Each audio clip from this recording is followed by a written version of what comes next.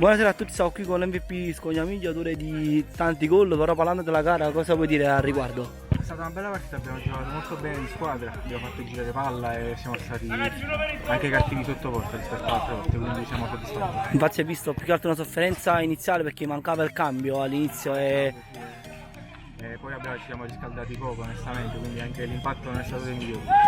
ti faccio le ultime due domande. La prima, a chi la dedichi questa vittoria? La dedico ad Agostino per il nuovo incarico. E come vedi questo QDV in questo torneo? Faremo ovviamente come sempre il massimo per arrivare fino alla fine e speriamo bene.